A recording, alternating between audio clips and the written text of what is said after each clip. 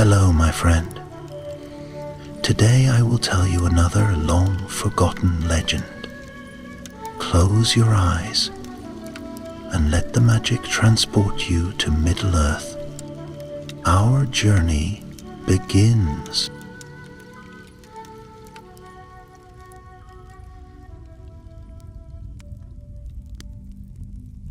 Long ago, before the quiet age of the Shire, before the last echoes of the northern kingdoms faded into memory, the hills of the Barrow Downs lay under a heavy sky, clothed in grasses like mourning veils and crowned by ancient mounds. The land itself seemed to sleep, yet it stirred with whispers too old to understand, for it was a place where forgotten kings lay dreaming in the earth, and where the bones of valor and sorrow mingled in the deep, cold soil. The Witch King, dread lord of the Nazgul, rode across these somber hills in the twilight of Middle-earth's lost age. His cloak was blacker than the spaces between stars, and his crown was a shadow crowning a shadow. No face could be seen beneath his hood, only a cold and endless malice that hung about him like a frost. His steed, foul and spectral, moved silently over the dew-drenched grass, leaving no mark upon the earth it defiled. He was returning northward, away from the crumbled pride of Arnor, the once great kingdom he had brought to ruin through slow poison and sudden war. Yet victory did not bring him rest. No, it stirred him to greater cruelty. He sought to strengthen his dominion, to forge anew an army not merely of the living, but of those who had long passed into silence. The Barrow Downs, he knew, were steeped in old magic. Long before the coming of men, before even the rise of the ancient elven realms, powers had touched these hills, powers deep and secret, ancient as the first roots of the mountains. In this lonely and brooding place, he intended to call forth an army of the dead, to twist the old oaths and broken dreams of kings into weapons of despair. Night descended as he came to the heart of the Downs, where the oldest and greatest of the mounds rose against the sky like silent, watchful sentinels. Mist crawled from the hollows, curling like fingers around the stones. The Witch King dismounted, standing alone before the ancient tombs. His voice, thin and cold as the grave, broke the stillness. "Awake," he whispered, though the word rang with terrible power. "Awake, ye kings of dust. Awake, and serve your true Lord." The earth shuddered. A low groan trembled through the stones, as though the very bones of the land protested. From within the mounds came a sigh, like the last breath of a dying world. The grasses bent low as if in mourning, and the mist thickened into spectral forms, weaving among the stones like wraiths of lost memory. Yet not all powers of old had slumbered into forgetfulness. Beneath the cold roots of the Barrow Downs, deeper than the tombs of men, an ancient spirit stirred, a presence that once had danced in the light of the two trees before the world was marred. Bound to the keeping of these hills in ages past, it had lingered through the long decline, guarding what little light still glowed in the darkening earth. It woke the Witch King's call like a knife drawn across a taut string. It awoke fully then, sorrow and defiance rising in its heart like a slow and mighty tide. It was no lord of battles, no warrior crowned in flame, but a spirit of preservation, of stillness, of quiet memory. Even so, it would not yield its charge without a struggle.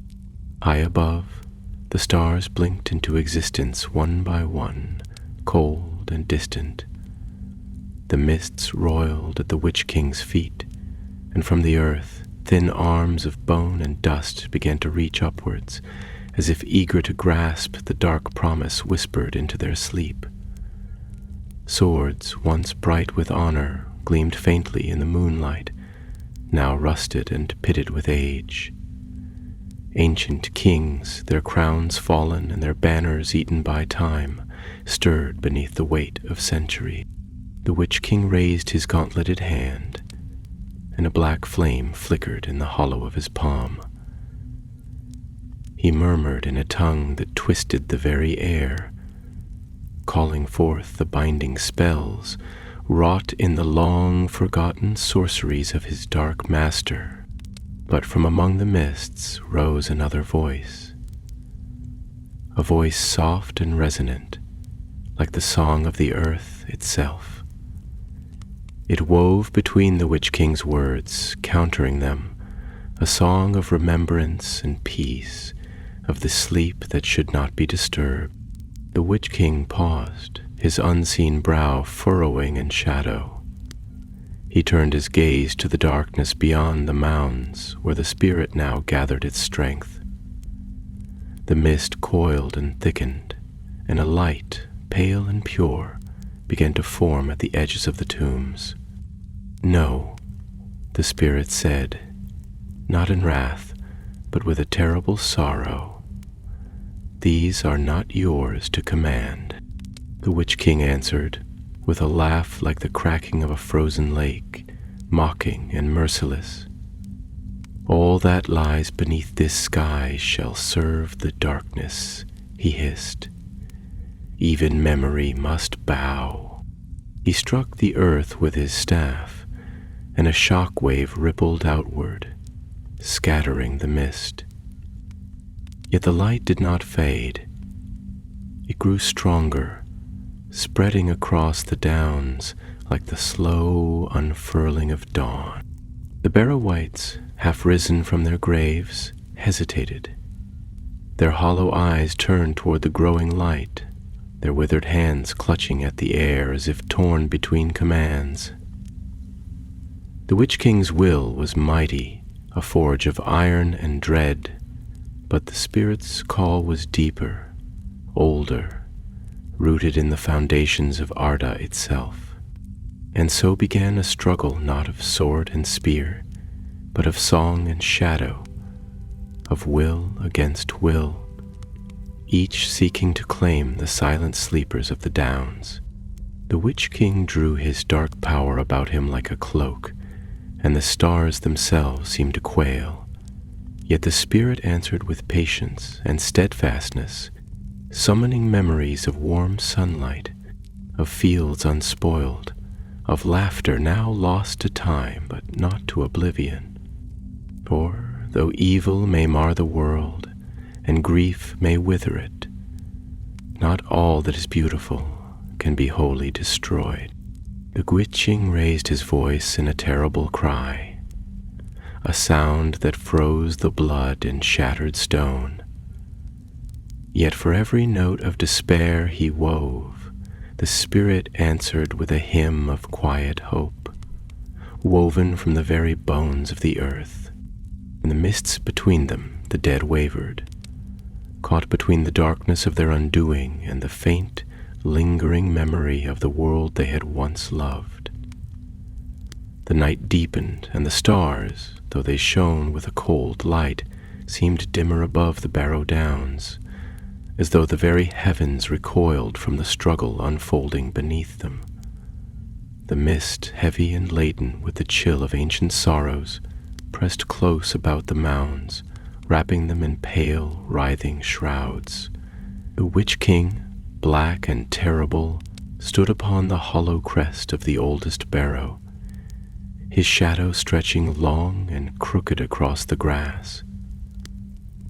He gathered his will like a thunder cloud gathers its lightning, his voice rising again in chants of binding and awakening, the dark tongue of forgotten ages thick upon the heavy air.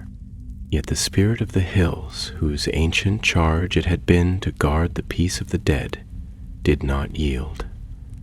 It came forth not in the form of a warrior brandishing sword and shield, but as a vast invisible tide that rose from the very stones of the earth, from the roots of long dead trees, and from the lingering fragrance of withered flowers that once crowned the graves of kings. His voice was not a single note, but a harmony vast and many-toned, weaving songs of old remembrance through the folds of night, songs that told of bright mornings long ago, when sunlight kissed the green hills and laughter echoed beneath the banners of the high and noble houses of men. The Witch King, feeling the resistance rise against his summons, raised the staff he bore. A black rod tipped with a fragment of iron wrested from the forges of Angband itself, and smote the ground thrice. Each stroke sent forth a wave of sickly power, and at the third the earth cracked and split about the base of the barrow, and a dreadful moaning arose from the rift, as of lost souls bound unwilling to his service. From the broken earth shapes began to crawl, pale and corpse-like figures, their empty eyes glittering with a light that was neither of life nor death, their mail and swords corroded but still sharp with an ancient malice. Yet still the spirit contended with him, and the dead, though summoned, faltered. They rose but a little from their beds of stone and soil, trembling as if in dread of the choice before them. The song of the spirit grew stronger, and it spoke to the last vestiges of honor and sorrow lingering in their broken hearts, memories of oaths once sworn to protect, not to destroy, memories of hands once lifted in blessing, not in violence. The dead wavered, their gnarled fingers clutching at the remnants of a past they could scarcely remember, and their swords drooped earthward, as though the very weight of remembrance were too great to bear. The Witch King, perceiving the hesitation of his would-be servants, wrapped himself more fully in his terror. From the depths of his being he drew forth a blackness deeper than the night itself, a shadow of despair so profound that it could smother even the memory of the sun. He spoke again, not in words meant for ears, but in a command that pierced the marrow and darkened the spirit. "Forget," he said, "forget the morning. Forget the light. Forget all but fear and the hatred of the living." Long silence followed, so deep that even the sighing of the mists seemed to cease. Then, slowly, the dead began to move again, and this time their movement was more sure, more dreadful. They stood tall upon their ancient mounds, their mail-clad forms grotesque mockeries of the kings they had once been. Their swords gleamed cruelly in the starlight, and a low, terrible chant, devoid of music, rose from their hollow throats. But the spirit did not abandon its charge. From the hidden deeps of the earth it drew strength, summoning the silent witness of stones older than any living memory, and it sang anew, a song of lamentation, but also of hope. It sang of gardens lost beneath the seas, of stars long fallen from the sky, but whose light lingered in the hearts of those who remembered. It sang of the endurance of good even amidst the ruins, and of the secret strength that lies in steadfastness. Though all things seem dark, beyond hope of renewal. Thus the conflict was joined more fiercely than before, not with the clash of steel nor the roar of battle, but with the struggle of wills vast and deep, like the shifting of the earth's own bones in the abyssal deeps. And all about the downs the very land seemed to groan under the strain of the contest, and the grasses bowed low to the soil, and the stones themselves wept with a cold dew. The Witch King, angered beyond reckoning, lifted his crown of iron and uttered a great cry, a cry that seemed to rend the very fabric of the night. And as he did so, A wind arose, a black wind foul with the reek of decay that rushed over the hills and sought to drive back the spirit with its malice. Trees in the distant woods bent and snapped under its fury. The stars blinked and dimmed, and the mists were torn asunder like gauze before a storm. For a moment it seemed the spirit would be swept away, scattered into the far corners of the world. The dead began to march, dragging their rusted swords through the loam, their mouths open in voiceless cries of despair. Their banners, long since tattered into shapeless rags, caught the black wind and streamed behind them like funeral shrouds. Yet the spirit endured, growled and gathered itself into the stones, into the roots of the hills, into the memories of all that had been good and true in this place. And from the very heart of the earth there came a great pulse, like the heartbeat of a sleeping giant, slow and steady. A light, pale as a winter dawn, yet pure beyond measure, burst forth from the crown of the greatest mound, and the dead, seeing it, quailed. Some, more broken than others, turned away from the Witch King's command. Their forms wavered like mist in the wind, and a few fell to the ground where the soil received them gently, as if welcoming them home. Their swords fell from lifeless hands, and the earth closed over them once more, sealing them away from the darkness that sought to enslave them. But others, too lost to be redeemed, pressed on, their hearts wholly surrendered to the Witch King's dominion. Thus the field was divided. Some the spirit saved, drawing them back into peaceful slumber. Others the Witch King claimed, binding them in chains of shadow and hate to march beneath his unseen banner. And so the night grew darker still and the mists thicker, and the hills, once fair and green under the banners of ancient kings, became a place of dread, where cold hands reached forth from hidden graves, and travelers lost their way forever in the shifting fogs.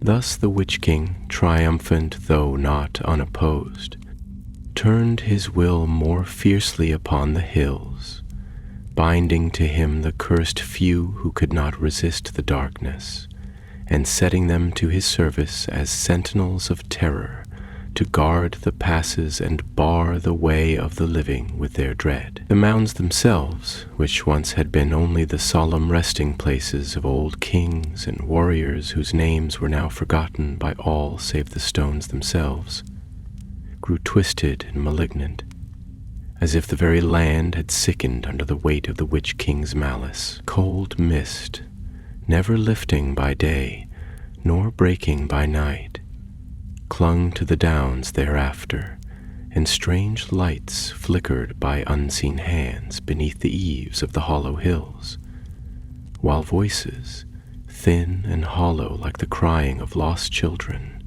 wandered with the wind and led astray those foolish enough to tread the lonely paths. Yet the spirit of the land, though it had been wounded in the struggle and its strength greatly diminished, was not wholly vanquished. In hidden places beneath the roots of the hills, and in the secret wells where the earth's deep waters still sang of purer times, it withdrew itself, guarding a remnant of hope that the corruption of the Witch King might not be complete.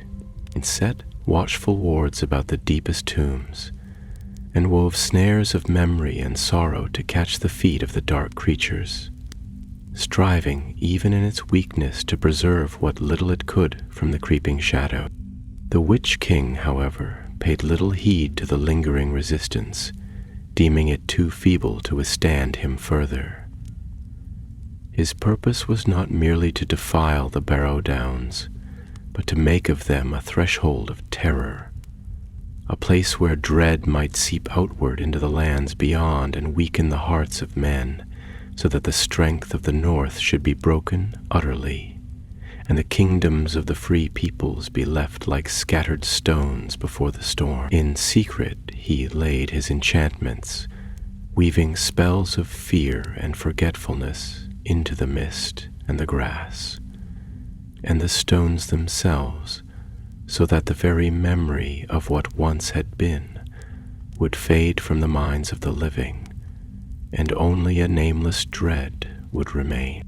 And thus it came to pass that even the wandering elves, who loved the wide and open places of Middle-earth, and whose hearts were strong against fear, would avoid the Barrow Downs, speaking of them only with darkened faces and in hushed tones. Few there were among men who dared to pass near that fell place, and fewer still who returned to tell the tale. For many were the travelers who strayed among the mists and the silent hills, and were never seen again, their names fading from the world like footprints washed away by the sea. The Witch King, content with his work, summoned to him his dark steed and mounted once more. Silent and terrible he rode among the standing stones, and wherever his shadow fell, the grass withered, and the stones themselves seemed to shrink back into the earth. He turned his face northward, toward Angmar, the cold and cruel land that had become his fortress and his stronghold, and as he passed, the mists closed in behind him like a curtain, sealing the Barrow Downs away from the waking world.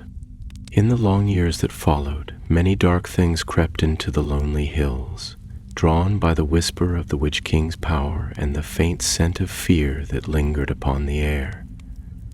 Barrow-wights, fell spirits of shadow, clad themselves in the broken remnants of the dead and haunted the mounds, weaving spells to ensnare the unwary and to bind them forever to the service of the darkness. And though the Witch King himself returned no more to that place, his will endured, a blight upon the land that could not easily be undone. Yet still, hidden deep within the bones of the hills, the spirit of the Barrow Downs waited and watched, nursing the fragile flame of remembrance and hoping against hope that one day a light would come again to cleanse the darkness and set the ancient kings free from their bondage. For though evil may endure for a time, and despair may take root in the hearts of the living, and even in the blackest night the stars endure, though unseen.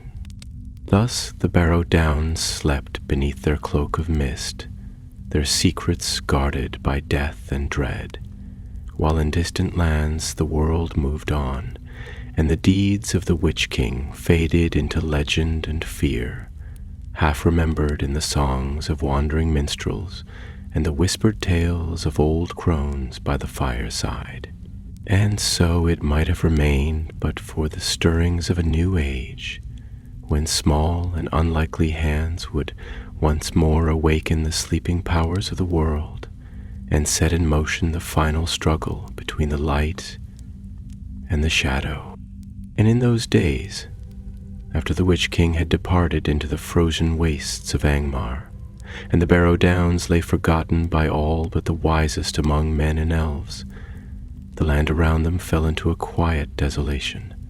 To the west, where once the green fields of Cardolan had stretched wide beneath the sky, only broken ruins and empty hills remained, and to the north, where the proud kingdom of Arthedain had lifted its banners, there rose now only lonely watchtowers, crumbling stones where birds made their nests, and the winds sang songs of sorrow among the empty windows. Few dared to tread the land between, for fear of the mists that clung ever about the downs and the strange tales that grew among the scattered villages of Bree and Staddle and Combe.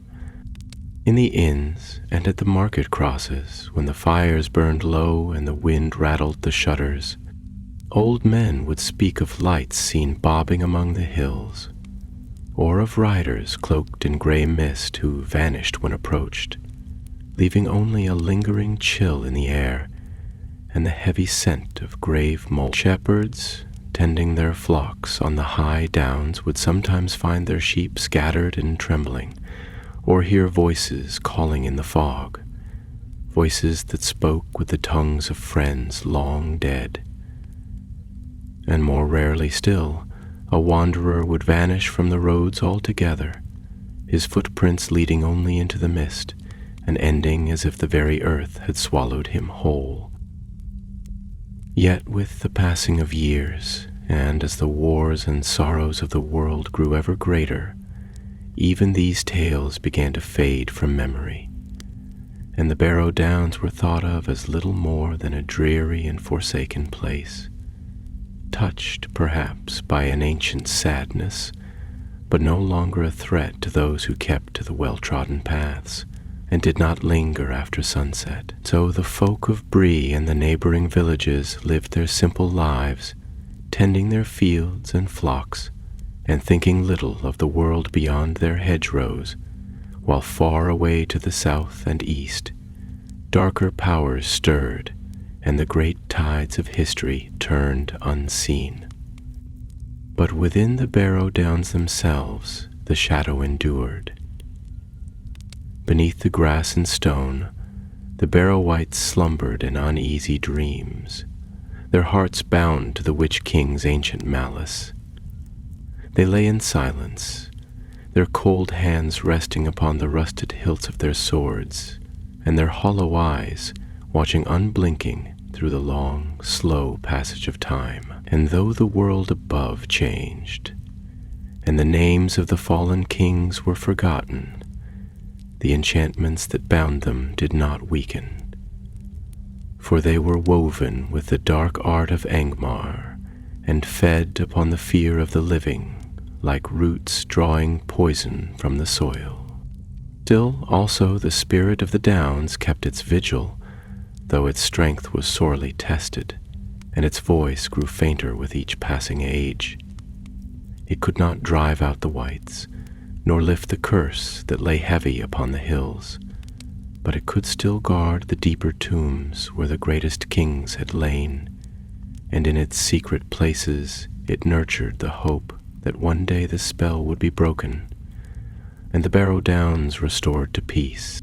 Thus the years turned to centuries, and the world outside the Downs changed beyond all reckoning. Kingdoms rose and fell, great deeds were done and undone. The elves passed westward over the sea, and the glory of men waxed and waned, yet the Barrow Downs remained ever the same, a silent witness to the slow decay of all things, a place where time itself seemed to falter, and the boundaries between life and death grew thin. And it came to pass in the days of the third age of the world, when the great shadow had begun once more to stretch its hand across Middle-earth, that the Barrow Downs, long forgotten by most, should play a part in the unfolding of events greater than even the Witch King had foreseen.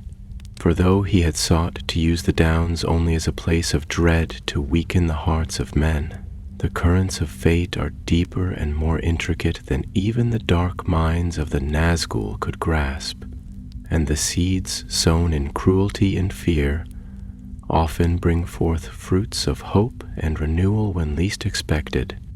But in those days of waiting, before the final chapters of the story were begun, the Barrow Downs lay still and brooding beneath their pall of mist.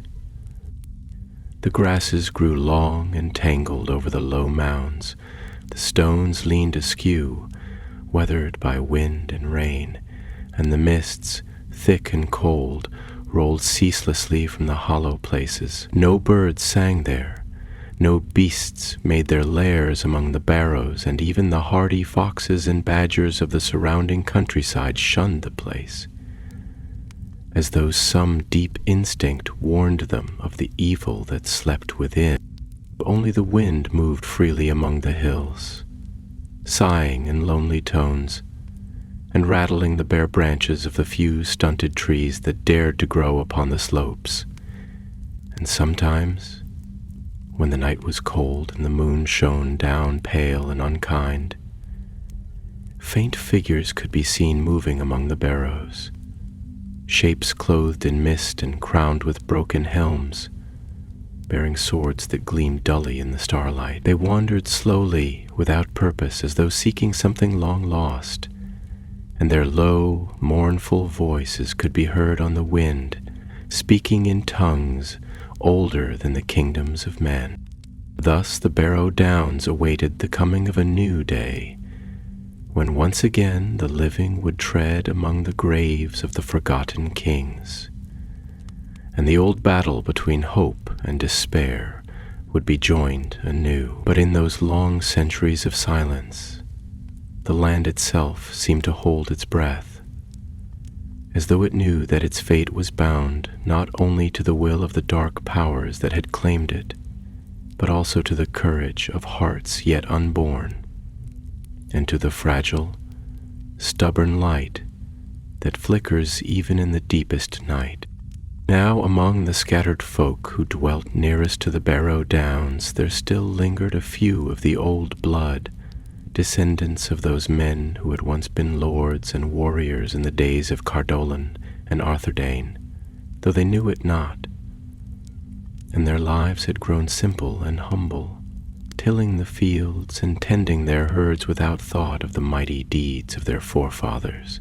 Yet in their hearts, as in the deep veins of the earth where forgotten rivers still run, there remained a memory of the past, hidden and half-dreamed, like an echo heard faintly in sleep. And it was said by some among them that certain dreams would come upon those who slept too near the downs, dreams of ancient battles fought beneath stormy skies, of banners streaming in the wind, and of cold hands reaching out from the mist to grasp at the living. Thus it was that fear and awe mingled in the tales of the Barrow Downs, and though the younger folks scoffed and jested, few were bold enough to put those tales to the test. Even the hardiest of the Bree folk, whose courage was a quiet and stubborn thing, preferred to keep to the east road, which skirted the downs at a safe distance and would quicken their pace when passing the gray hills, casting furtive glances at the mist-shrouded mounds and muttering half-remembered charms against evil under their breath. But the world beyond Bree and the Barrow Downs was changing swiftly, though few of the simple folk yet perceived the signs. Dark tidings came more often to the prancing pony, borne by weathered travelers who spoke of strange things seen in the wild, of wolves that walked like men, and of pale lights drifting through the forests, of shadows moving among the ruins of old watchtowers, and of a restlessness in the land, as though some great and ancient power were stirring once more. Yet even as fear grew, hope was not wholly quenched, for there were still among the free peoples those who kept vigil against the darkness, hidden and scattered though they might be. And among these were the rangers of the north, the last remnant of the proud Dunedain of old, who wandered the wild lands in secret, protecting those who could no longer defend themselves. Gray-cloaked and silent, they walked the lonely roads and watched the borders of the Shire and Breeland, unseen and unthanked, preserving what little peace yet remained in those troubled days. Among them was Aragorn, son of Arathorn, who bore in his veins the blood of kings long fallen into shadow, though at that time he was known only as Strider, a weathered and mysterious figure whose coming and going were little noted by the common folk. It was told in later days that Aragorn, foreseeing the gathering of a great peril, turned his steps southward from the wilds of the north, seeking the signs of the enemy's return. And in the course of his wandering he came once more to the Barrow Downs, for he had not forgotten the ancient evil that lingered there, and he deemed that in the coming war no place of shadow could be left unguarded lest it serve the will of Sauron. For though the Witch King himself had been driven into hiding and the kingdom of Angmar was no more, yet his servants remained, and the whisper of his malice had not been wholly silenced. Aragorn came by night, wrapped in his grey cloak, and the stars were veiled by a heavy mist that clung to the hills and coiled about the stones like a living thing. He moved warily, for even he, though skilled beyond the measure of ordinary men, could feel the weight of the ancient curse that hung over the downs, pressing upon his spirit like a cold hand. No sound broke the stillness save the soft tread of his own feet upon the dew-soaked grass, and even the wind seemed to hold its breath, fearful of stirring the uneasy sleep of the dead. He passed among the mounds like a shadow, his keen eyes searching the mist for signs of movement, his hand ever upon the hilt of his sword, and in that heavy silence he heard, or thought he heard, faint voices murmuring in the distance, voices that spoke in the broken tongues of forgotten kingdoms, calling in sorrow and despair. Yet he pressed on, for he had learned long ago that fear is a weapon of the enemy, and that courage is not the absence of fear, but the will to stand against it. At length he came to a great barrow, taller and broader than the others, crowned with standing stones, blackened by the passage of uncounted years.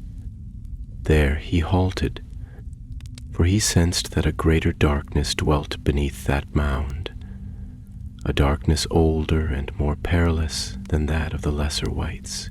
Drawing his sword, which shone with a pale light in the gloom, he spoke words of command in the tongue of the Dunedain, words learned from the ancient lore of the north, and bade the spirits of the mound keep their place and trouble the world no more.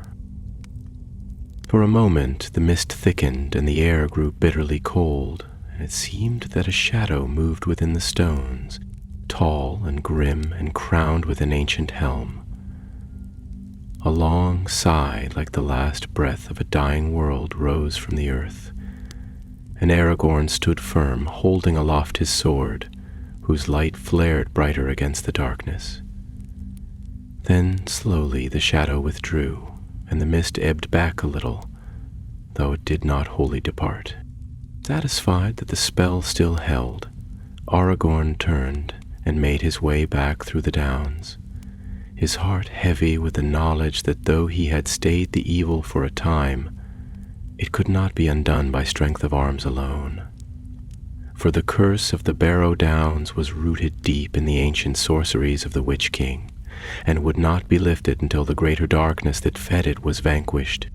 Thus he departed, leaving the downs to their brooding silence, and made his way southward, toward the wider world where greater deeds yet awaited him. But the memory of that night never wholly left him, and in the days to come, when the shadow grew long and the fate of all Middle-earth hung upon the edge of a knife, he remembered the cold mists of the Barrow Downs and the voices of the dead who had not yet found their rest. Yet, though Aragorn had passed and the years rolled onward like slow rivers carving the hills, the Barrow Downs remained much as they had been, a silent and brooding testament to ancient sorrow, untouched by the hand of time or the healing power of the sun. Seasons came and went. Spring clothed the fields of breedland in flowers, and winter laid its white mantle upon the hills. Yet within the downs the mists never wholly lifted, and the grass remained ever pale and thin, and no new sapling dared to root itself among the graves of kings forgotten. And still the dark enchantments endured, woven deep into the soil by the Witch King's malice, fed by the lingering fear of mortal hearts, and guarded by the silent sentinels of the wights, whose ceaseless vigil knew neither rest nor change. They wandered in the mist, unseen by day and scarcely glimpsed by night, whispering among themselves in tongues that only the dead could understand, recalling in broken fragments the glories of their lost kingdoms, and cursing the living with silent maledictions born of despair. In the villages near the Barrow Downs, tales of these wanderings persisted, though few were eager to speak of them aloud. Shepherds would return from the high pastures pale and shaken, claiming to have seen strange lights moving among the stones, or to have heard distant horns blowing in the mist, horns that summoned no living host, but rather called to arms the long-dead warriors of Cardolan and Rudar, whose battles had long since passed into legend. Mothers would hush unruly children with warnings that the Barrowites would come and carry them away if they strayed too far after sunset, and old men would nod gravely at the fireside, muttering that the downs were best left alone, and that no good could come of stirring the sleepers in their ancient graves. But fear kept the living at bay, and the land around the Barrow Downs grew quiet and half-wild, a forgotten corner of the world where few dared to tread. And in that solitude the mists thickened, and the enchantments grew stronger, and the wights more restless. For the darkness that had once seemed a distant memory in the days after the fall of Angmar was beginning to stir anew, and faint tremors passed through the earth, as though something deep beneath the hills turned uneasily in its sleep. For beyond the knowledge of the simple folk of Bree, far to the south and east, a new shadow was rising, and the dark power that had long lain hidden in the wastes of Mordor was gathering its strength once more. Sauron, the nameless enemy, the Dark Lord of old, was preparing to stretch forth his hand again, and though he had not yet declared himself openly, his will had already begun to seep into the world like a slow creeping frost that withers the roots of trees before the leaves fall. Wherever fear and despair took root, there his influence was felt, and in places long tainted by ancient evils, the corruption deepened, and the shadows grew thicker. Thus it was that the Barrow Downs, once only a place of sadness and cold memory, became in the fullness of time a place of active menace, where the wights moved not merely in restless wandering but with purpose, as though some distant voice called to them across the void, awakening their ancient hatred and filling their hollow hearts with a new malice. Travelers who dared the east road spoke of a greater unease when passing the downs, of a sense of being watched by unseen eyes, and of dreams filled with images of stone-cold kings and withered hands clutching at their throats.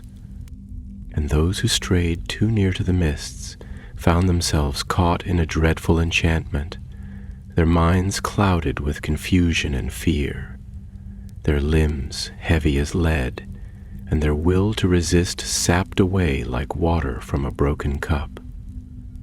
Some were led by strange lights into the hollows between the hills, and there they vanished, leaving behind only scattered belongings and the faint echo of a cry carried away on the wind. Others stumbled out again into the daylight, dazed and broken with no memory of what had befallen them, save a lingering terror that never wholly faded.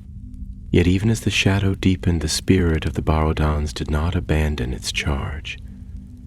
Weakened though it was, it still strove in its own quiet way to protect what little remained uncorrupted, drawing mist about the deepest tombs to hide them from the wights, and weaving subtle dreams into the minds of travelers, warning them to turn back from the peril that awaited them. It could not undo the Witch King's enchantments, nor could it cast out the darkness that had been planted so long ago, but it could delay the advance of evil and preserve, if only for a little while longer, the hope that one day the curse would be lifted. Thus the Barrowdens remained a place of strange contradiction, where dread and sorrow walked hand in hand, and where the ancient struggle between light and darkness, though unseen by mortal eyes, continued in secret beneath the shrouding mists. It was a place where time itself seemed to falter, where the past lay close to the surface of the world, and where the choices of those yet to come would determine whether the memory of old greatness would be redeemed or utterly forgotten. And so the Downs waited, patient and sorrowful, for the day when the small and the great alike would be drawn once more into their shadow, and the threads of an ancient story, long thought ended, would be taken up again by hands both humble and bold. No, it is told in the old lays of the North that in the days when the shadow once again grew strong, and the signs of its rising were yet hidden from the knowledge of the many, there came into the wild lands a company of small folk, unheeded and unlooked for, who carried with them a burden of great peril and hope. They came out of the Shire, a quiet land west of the Barrow Downs, where the fields were green and the rivers ran clear, and the folk lived in peace, tending their gardens and telling tales beside wide world, beyond their borders. These were hobbits, a people unknown to most of the great and mighty of Middle-earth, and among them were 4 who in secret bore a task whose weight none but the wise could comprehend. Frodo, son of Drogo, their leader, and the bearer of a ring of power wrought in the fires of Orodruin, journeyed eastward under the guidance of little but his own heart and the advice of a wizard now far. With him went his companion, Samwise Gamgee, loyal and steadfast as the earth itself, Meriadoc Brandybuck, keen of wit and bold of spirit, and Peregrine Took, whose heart was light, though the shadow deepened about them. Their path took them eastward from Bree, across the open lands toward the road that skirted the Barrow Downs, and though they had been warned by Aragorn, whom they had met but briefly under another name, they set out alone, for need pressed them on, and the world seemed vast and full of unseen dangers.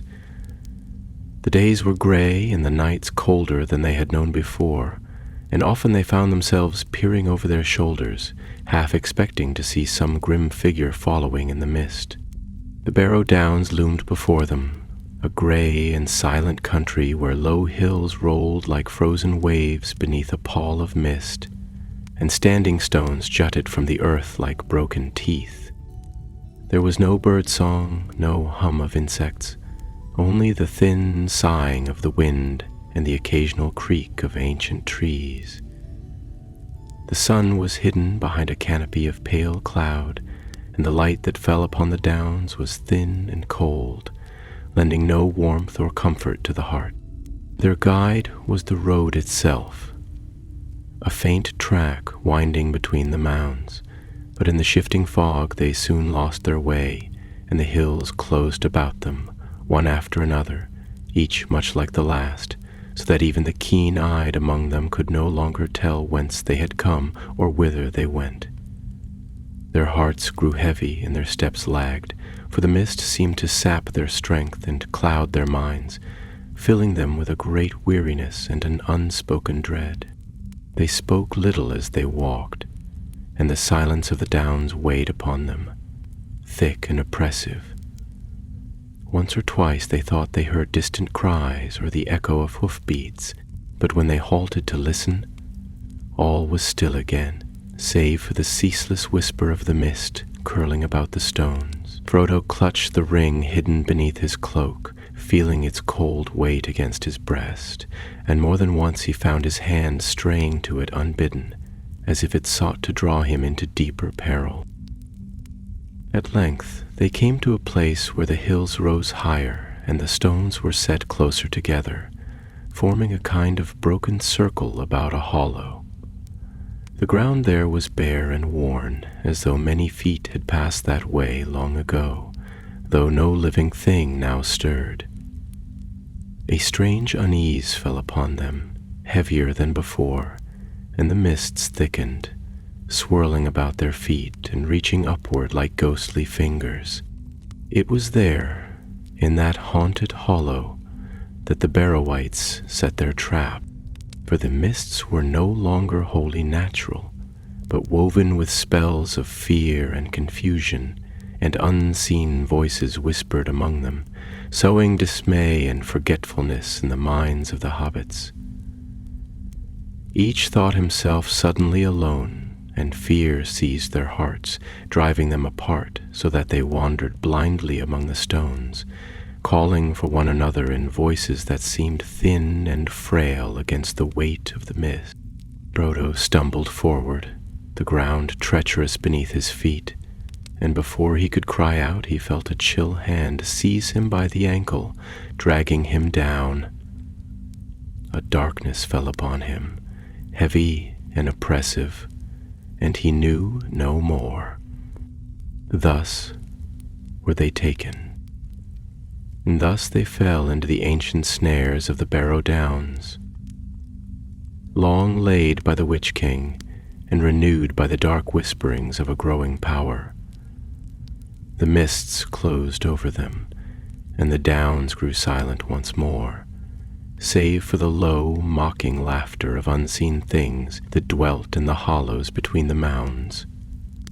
Yet all hope was not lost, for though the shadow was deep and the danger near at hand, the spirit of the Barrow Downs still kept its watch, and in the hidden places of the world the threads of fate wove ever onward, unseen but unbroken.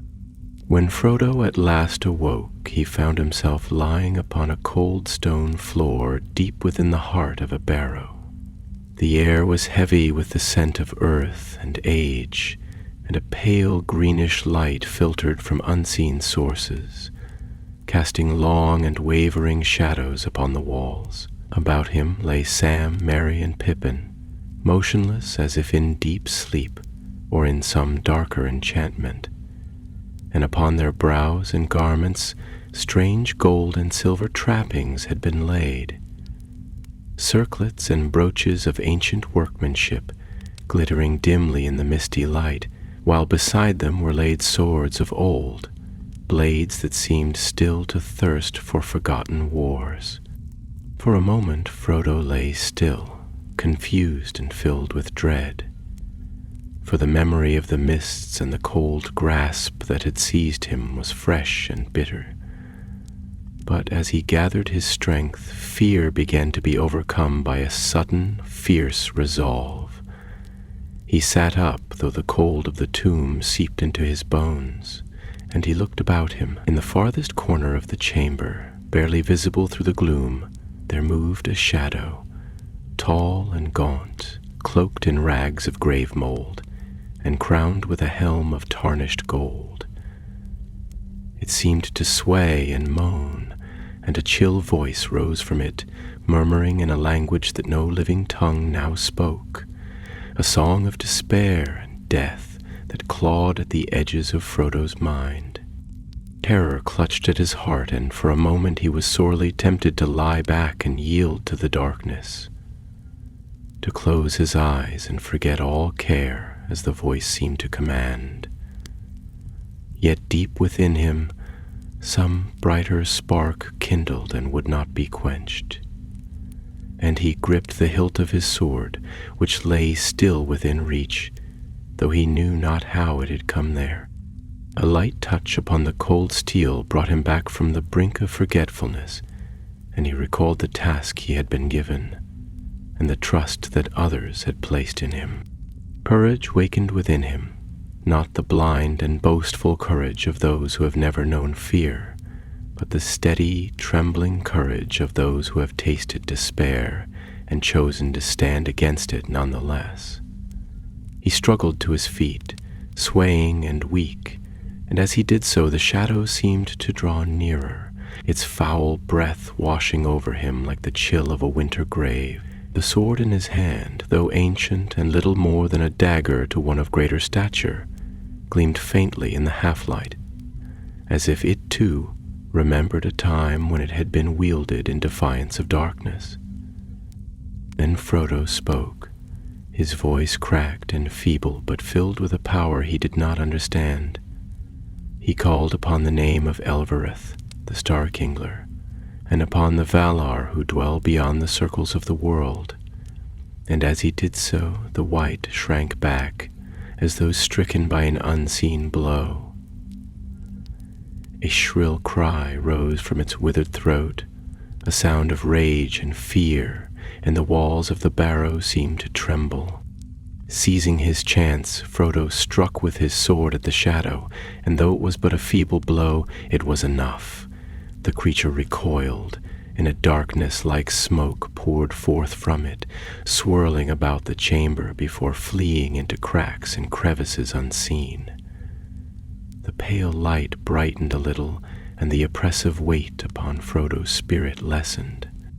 But even as the white fled, Frodo knew that he alone could not free his companions from the spell that bound them.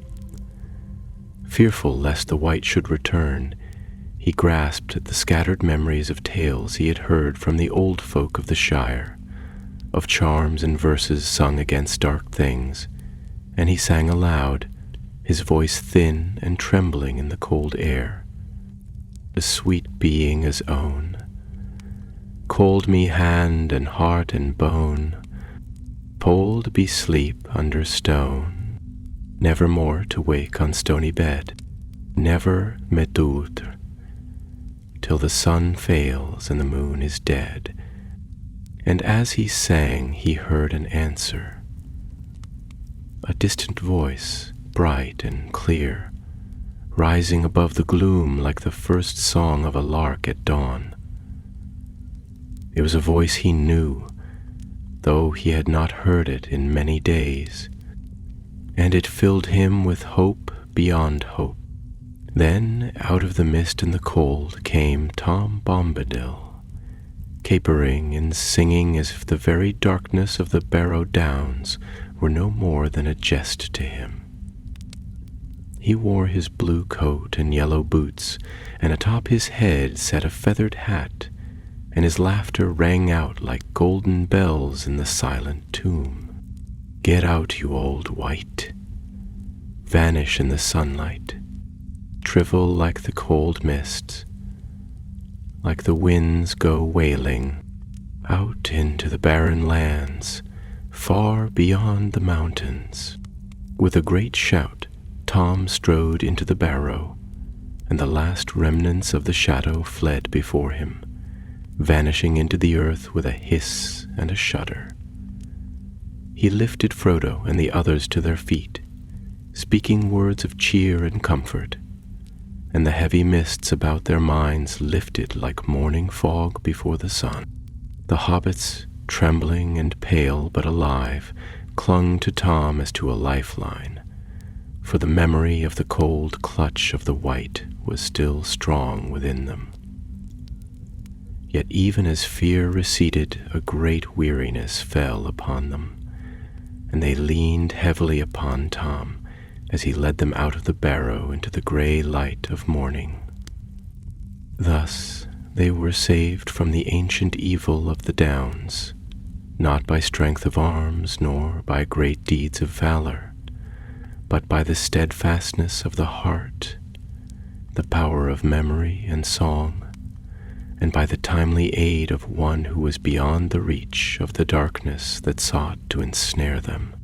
And so the Barrow Downs, though still cloaked in mist and sorrow, yielded up their prey, and a small but mighty thread was woven anew into the great tapestry of the world's fate. When at last they emerged from the gaping mouth of the barrow, blinking and shivering in the wan light of a cloudy dawn, they found themselves upon a bare slope, where the mists clung low to the earth like a shroud, and the cold breath of the night still lingered. All about them the downs stretched away, grey and desolate, their mounds rising and falling like the frozen waves of a stormy sea. And though the evil of the barrow they had fled was broken for the moment, yet a deep sadness and a lingering chill remained, as if the very stones remembered the long years of sorrow that had fallen upon the land. Tom Bombadil stood beside them, hale and hearty as ever, his blue coat bright against the pallor of the hills, and he laughed with a sound like a bubbling brook, full of life and merriment, Though his eyes were keen and wise beneath the brim of his battered hat, he set about at once to cheer the hobbits, bidding them strip away the grave clothes with which the wight had enshrouded them, and bring forth from the folds of his great cloak a store of bread and butter and golden honey, food more hardening than any feast they had tasted since leaving the green fields of home.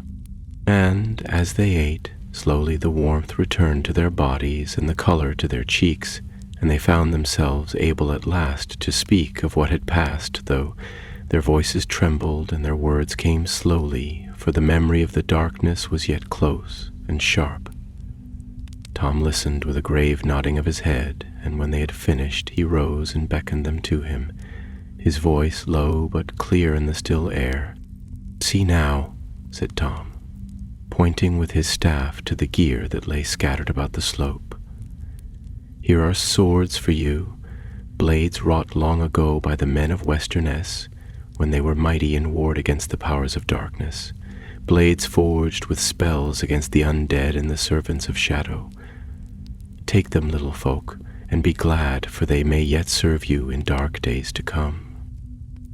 And the hobbits, marveling, gathered up the blades, each suited to their hand as if made for them, slender and keen, their hilts set with strange runes, and the sheen of starlight lingering in their polished steel. They felt a new strength and resolve stir within them as they buckled the belts about their waists, and it seemed to them that they had been marked by fate for deeds greater than any they had dreamed of in the quiet hills of the Shire. When their meal was done and their gear set in order, Tom led them once more across the downs, his stride wide and easy despite the rough ground and the mists that still clung to the hollows. He sang as he went, great rolling songs of green fields and laughing rivers, songs of springtime and blossoming flowers, and the very mists seemed to lift and retreat before him, so that the hobbits followed in a path of clear air and growing light. Thus they came in time to the edge of the Barrow Downs, where the land fell away into rolling meadows, and the road could be seen once more, a pale ribbon winding eastward into the distance. There Tom halted, and his face grew solemn, for he knew well that the hobbits' road would lead them into perils far greater than those they had yet faced, and that his aid could not go with them beyond the bounds of his own land. He spoke to them words of parting, grave and kind, reminding them that courage and friendship were stronger than any darkness, and that though the world might seem vast and filled with fear, yet even the smallest hand could shape its fate if it held fast to hope and to kindness. Then, with a final laugh and a wave of his hand, he turned back toward the downs, his song fading into the mist like the echo of a dream. The hobbits stood a while, watching his tall figure dwindle into the gray, until at last he was lost to sight, and they were alone once more upon the lonely road.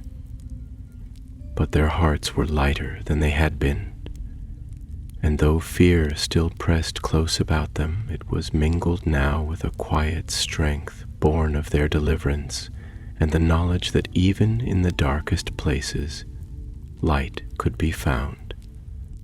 They turned eastward, setting their faces toward the rising sun, which now broke through the clouds in a pale golden flood, casting long shadows behind them and gilding the wet grass with a sheen of light. Their journey was not ended, nor was the greatest part of their trials yet begun, but for a little while they walked in peace, and the memory of the Barrow Downs faded into the mist behind them, a grim chapter closed, though not forgotten. Yet far behind them, in the shadowed heart of the Downs, the Barrows remained, and though the wights had been scattered and their spells broken in part, the land was not wholly cleansed. The mists would gather again, and the stones would stand watch, silent and brooding until the world's end, bearing witness to the ancient struggles of light and darkness that had shaped the fate of Middle-earth. And thus the tale of the Barrow Downs passed into the songs and legends of those who dwelt in later days upon the green hills of the Shire, and the memory of Frodo and his companions' deliverance became a light for others who found themselves lost in shadow, a reminder that even in the deepest gloom, hope may yet endure, and the song of the free peoples may be heard again. Yet the tale of the Barrow Downs did not end wholly with the passing of Frodo and his companions, for the roots of ancient sorceries are deep and slow to die, and though the wights were broken that day, and their dark strength scattered by Tom Bombadil's mighty song, the stain, left upon the hills, endured through many long years. The land itself had drunk deeply of sorrow and shadow, and the memory of the evil that had dwelt there clung to the stones and the soil like a mist that could not be wholly dispelled. Even in the days that followed the Great War of the Ring, when the power of Sauron was thrown down and a new age began, travelers spoke still of an unease that lingered among the Mounds, and the folk of Bree and Stattle kept to their roads and gardens, giving the Downs a wide berth, especially when the year turned toward winter and the mists rose thick and cold from the hollow places. And yet, though fear lingered, it was no longer the fear of ancient sorcery unchallenged, nor of the creeping malice of the Witch King that had once set its root deep in the Barrow Downs. For the greater evil that had fed such places had been cast down, and the world, though scarred and weathered, had been renewed in hope. It was as though a great sickness had been driven from the body, leaving behind bruises and scars, but no longer the poison that had festered unseen. The grass grew greener upon the hills than it had for many lifetimes of men, and flowers sprang again upon the slopes where none had bloomed since the elder days, small and fragile at first, but hardy and bright against the gray stones.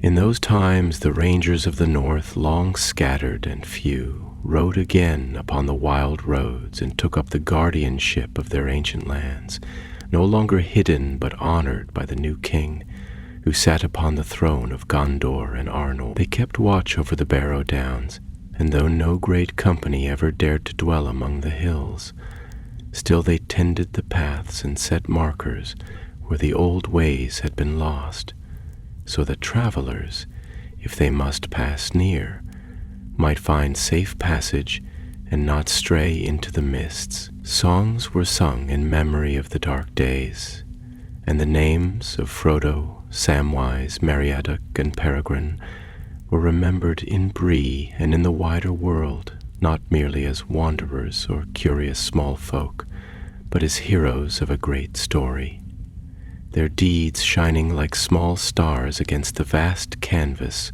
of the world's changing. And those who came in later years to seek the old places, driven by wonder or by the hunger for tales long past, would sometimes find upon the barrows, where once death had lain heavy, small tokens left by unseen hands. A wreath of wildflowers, a stone carefully placed, or a candle burned low into the soft earth, as if in quiet tribute to the ancient kings who had slumbered there, and to the memory of the long struggle between shadow and light. For even in a world renewed, the memory of sorrow and valor must be kept, lest the lessons of old be forgotten, and the darkness creep back once more under the veil of time and neglect. But there were others, fewer and darker of heart, who still sought the forgotten corners of the world, drawn by whispers of old power and half-remembered sorceries.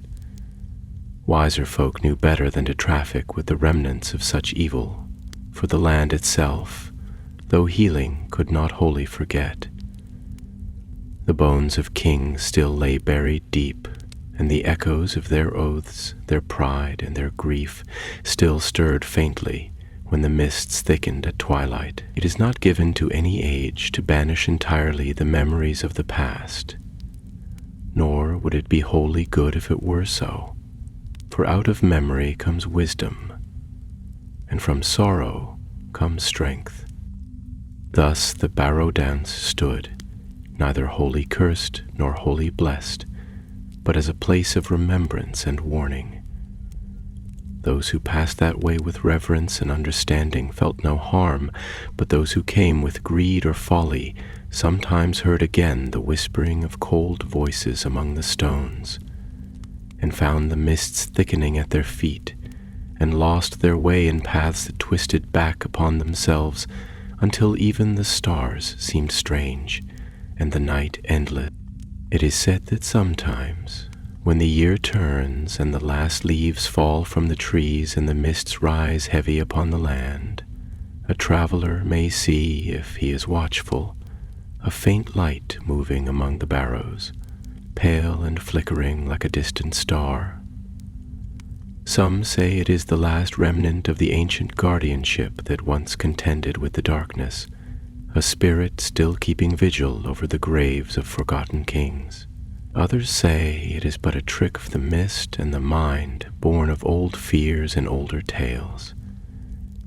Yet others hold that it is the spirit of hope itself, ever wandering, ever lighting the darkest paths, a silent reminder that even in the places where sorrow has dwelt longest, the seeds of renewal may yet take root. So the Downs endured, a quiet and somber place, rich with the weight of years, standing as a testament to the long war between shadow and light, a chapter closed but never wholly forgotten in the great story of Middle-earth. Thus the Barrow Dungs remained through many long years, standing silent and solemn beneath the broad sky, untouched by the clamor and tumult of the changing world beyond their misted borders. Kings rose and fell, cities grew bright and mighty, then crumbled into ruin. The tides of people swept across the lands in great waves, ebbing and flowing like the restless sea. Yet still the Downs abided, their hills rounded and their stones leaning with the slow patience of ages, as though the very earth itself had been shaped by the memory of grief and the long labor of time. In the days of King Elisar, the lands of the north were renewed, and many fair things came to pass. The city of Enominis was rebuilt beside the shores of Lake Evandime, and green banners bearing the silver star of Elendil once more unfurled in the winds of the north. The Shire remained a place of peace, guarded by the wisdom of the king and the steadfast hearts of its own people. Bree prospered, and the east road was cleared and made safe, with the rangers now openly walking its ways, their cloaks no longer worn only in secret, but as badges of honor, known and respected by all.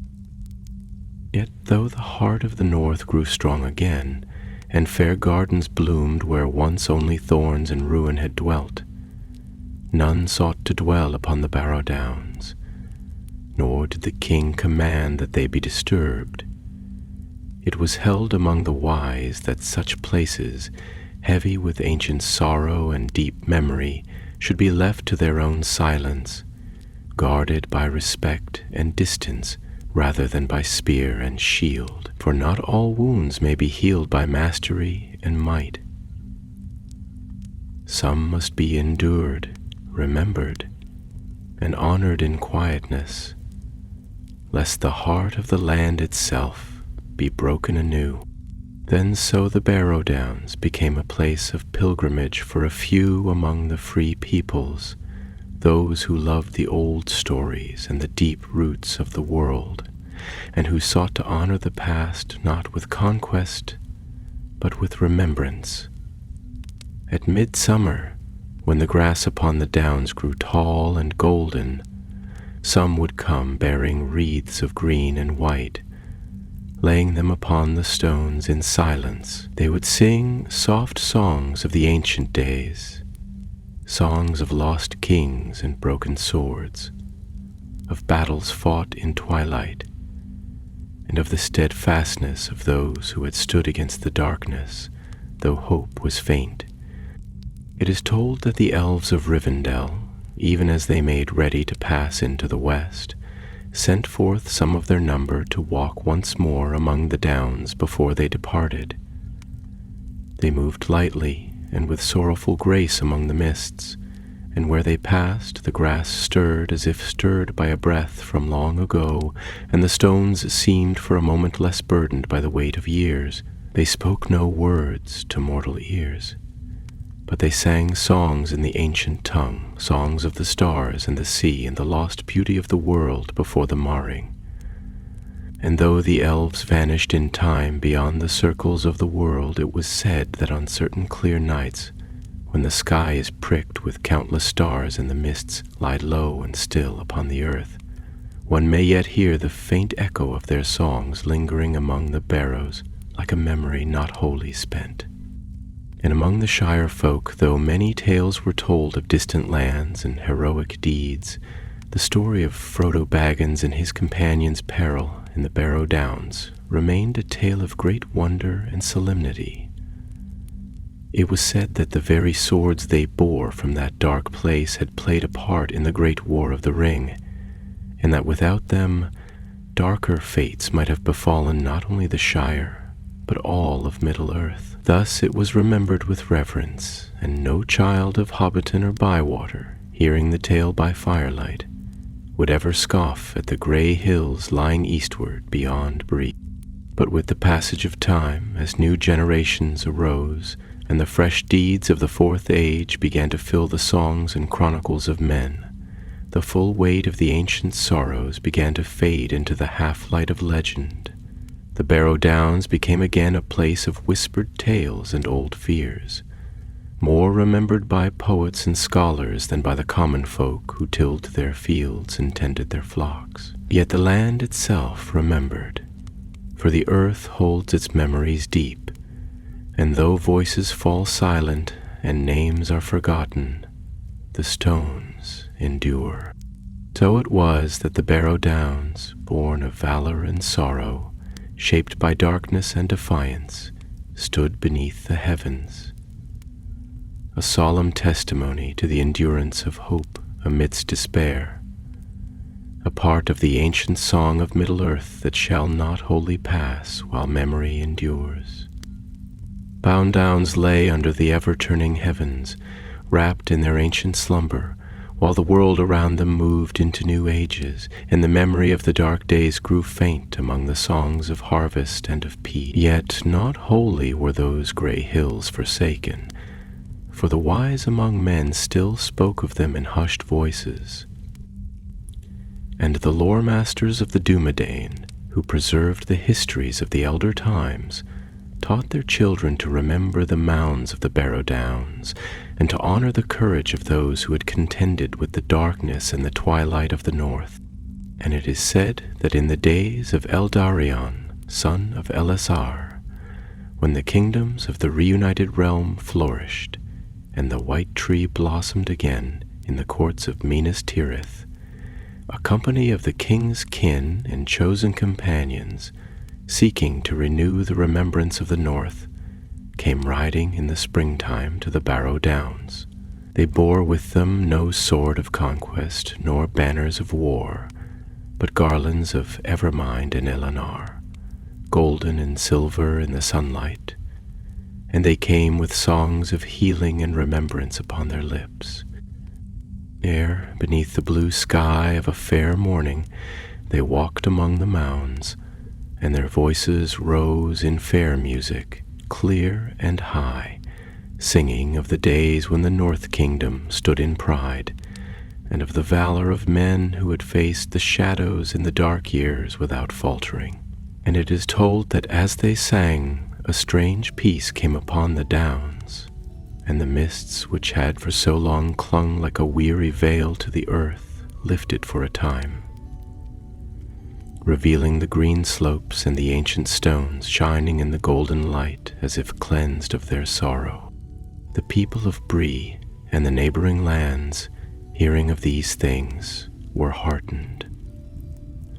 And though they dared not build nor till upon the sacred hills, they no longer spoke of the downs with dread, but with reverence. And it became the custom that on the eve of Mid-Year's Day, the children of Bree and Staddle and the other villages would climb the low western slopes, bearing flowers and singing songs of the old kings, while their elders watched from the fields below. And the hills echoed faintly with laughter and the soft tread of small feet. But still, though healing had begun and the memory of evil was softened, the deeper wisdom of the world remained, that sorrow and hope are woven together in the making of all things, and that places touched by ancient grief bear always a solemnity that cannot wholly be erased. And so it was that the Barrow Downs remained a place of quiet pilgrimage, a land where the past lay close to the heart of the earth, and where those who listened closely might hear, in the sighing of the grasses and the whisper of the wind among the stones, the echoes of an ancient struggle not wholly ended. For in Middle-earth, where the sea sighs upon distant shores and the stars wheel slowly through the long night, the past is never wholly past, nor is the memory of the elder days ever wholly lost. It lives on in the bones of the mountains, in the roots of the hills, in the deep wells of water that lie hidden beneath the green fields. It endures in the songs sung beside humble hearths, and in the dreams that come to children on the edge of sleep, and it endures most of all in the hearts of those who choose to remember, who know that to forget the darkness is to leave the door ajar against its return. Thus the Barrow Downs stood, a silent testament to the endurance of hope against despair, a place of sorrow and of healing, of memory and of quiet triumph, where the small and the forgotten had once withstood the shadow, and where the light of the stars, though veiled, had never wholly been extinguished. And so they remained still beneath the wheeling heavens, watching and waiting in silence until the ending of the world.